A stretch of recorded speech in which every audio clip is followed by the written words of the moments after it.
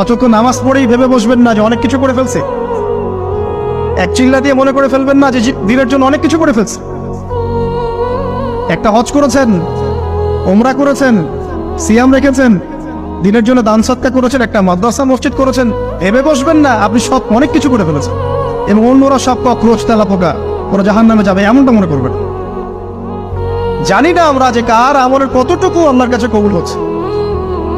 তো এখানে এই ব্যক্তির সমস্যা ছিল এই, সে নিজের আমলটাকে অনেক ভারী মনে করছিল এবং সে স্টেটমেন্ট দিয়ে ফেললো যে তোকে আল্লাহ পাক মাফ করবে না। এই একটা কথা মন থেকে বলার কারণে তার ইহকাল পরকাল দুটা বরবাদ হয়ে গেল, সে জাহান্নামে চলে গেল। ঠিক আরেক ব্যক্তির ঘটনা আছে এমন, এগুলো সবগুলো রেফারেন্স আছে। এক ব্যক্তি প্রচুর ইবাদত করত, আল্লাহ পাক তার ইবাদত করার জন্য পাহাড়ের চূড়ায় একটা সুন্দর ব্যবস্থাও করে দিয়েছিলেন। সেখানে ডালিম গাছ হতো, ঝর্ণা আসতো, খাবারের কোনো অভাব নাই। হাদিসে এসেছে 500 বছর সে ইবাদত করেছে। কত বছর?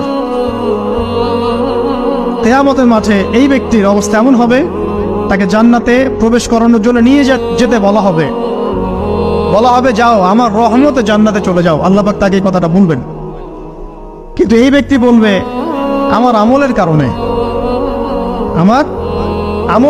আল্লাহ পাক বলবেন আমার রহমতে জান্নাতে চলে যাও। ব্যক্তি বলবে আমার আমলের কারণে। আল্লাহ রাব্বুল আলামিন তখন তাকে দেওয়া সমস্ত নেয়ামত গুলোকে এক পাল্লায় করবেন আর তার সমস্ত আমলকে আরেক পাল্লায় করবেন। তারপর দেখা যাবে আল্লাহর সমস্ত নেয়ামত তার একটা চোখের সমান হয় নাই। কথা কি বুঝতে পারছেন? একটা চোখের যে নেয়ামত আল্লাহ পাকের, সমস্ত আমল ও 500 বছরের ইবাদত এতটুকু হয়নি। তারপর তাকে বলা হবে ওকে জাহান্নামে নিয়ে যাও। এবার জাহান্নামে যাওয়ার সময় সে বলবে আল্লাহ তোমার রহমতে আমাকে মাফ করে দাও। তখন আল্লাহ পাক তাকে আবার ডেকে নিয়ে আসবে, বলবেন যে তোমাকে যে আমি ইবাদত করার জায়গা করে দিয়েছিলাম এটাকে তুমি নিজে করেছো না আমি করেছি? সে বলবে আপনি করেছেন। তোমাকে যে আমি সৃষ্টি করেছিলাম তখন কি তুমি কোন আমল করেছিলে? বলবে না। তাহলে তোমাকে যে সৃষ্টি করেছি আমি, এটা কি তোমার আমলের কারণে? না। তোমাকে সারা দুনিয়াতে এত নিয়ামত দিয়েছি, এটা কি তোমার আমলের কারণে? সে বলবে না। তখন তাকে জান্নাতে প্রবেশ করানো হবে।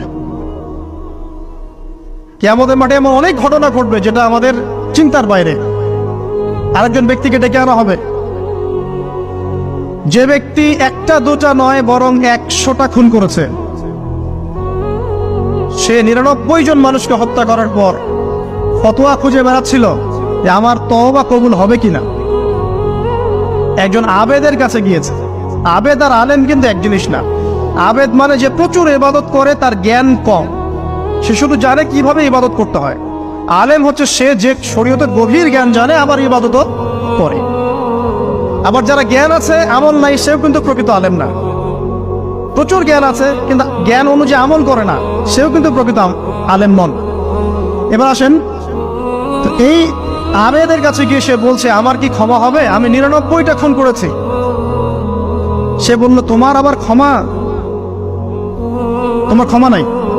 তখন এই ব্যক্তি এই আবেদকে হত্যা